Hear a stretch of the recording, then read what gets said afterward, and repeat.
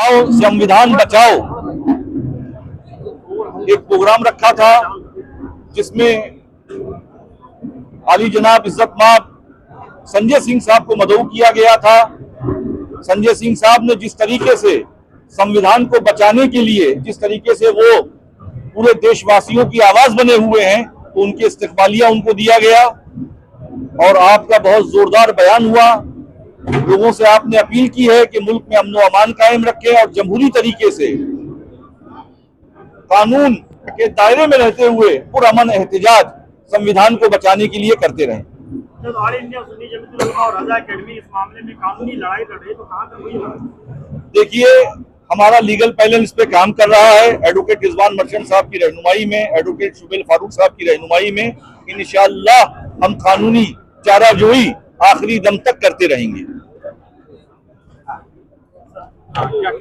यहाँ पे आपने जो अपने तमाम लोगों को कहा है उस बारे में आराम से सबसे पहले तो मैं हजरत मोइन मियां साहब का बहुत शुक्रगुजार हूँ कि उन्होंने ये मीटिंग रखी और मुझे इतनी इज्जत दी।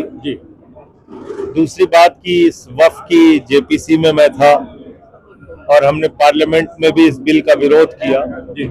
ये हिंदुस्तान की खूबसूरती है, ये इस देश के सेकुलरिज्म की मजबूती है कि लोकसभा में 232 वोट इस बिल के खिलाफ पड़े, जिसमें सिर्फ 24 मुसलमान थे। 95 वोट राज्यसभा में इस बिल के खिलाफ पड़े, जिसमें 4, 5, 6 मुसलमान रहे हों। तो इस देश के लोगों की ये खूबसूरती है कि हम सब लोग मिल के रहना चाहते हैं और जहां कुछ भी गलत होगा, संविधान के खिलाफ होगा, हम उसका विरोध करेंगे। और संविधान की धारा 26, 25 ये कहती है कि हर धर्म के मानने वाले व्यक्ति को अपनी धार्मिक संपत्तियों के प्रबंधन करने का और अपने धर्म के मुताबिक पूजा अर्चना इबादत प्रेयर करने की छूट है, आजादी है। तो वो हक हमसे कोई छीन नहीं सकता। दूसरी बात, इस बिल में बहुत सारी ऐसी बातें लिखी हुई हैं जिसका न तो कोई सिर है न कोई पांव है।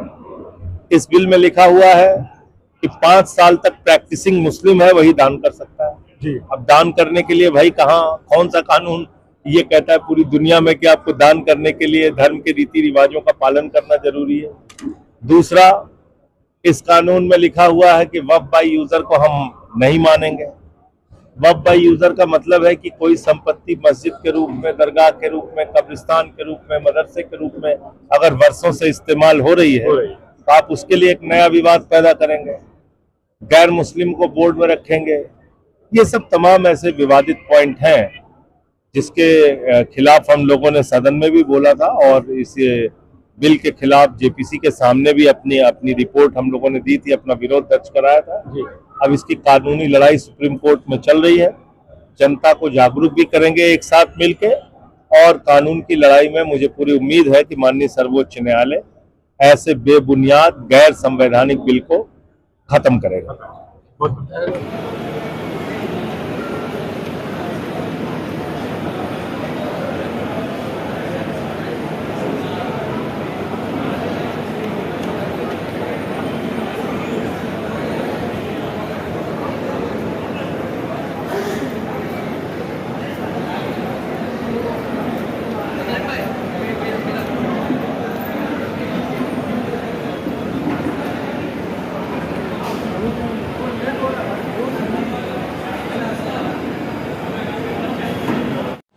बॉम्बे प्रेस को लाइक, शेयर एंड सब्सक्राइब कीजिए तेज़ ताज़ा खबरों के लिए।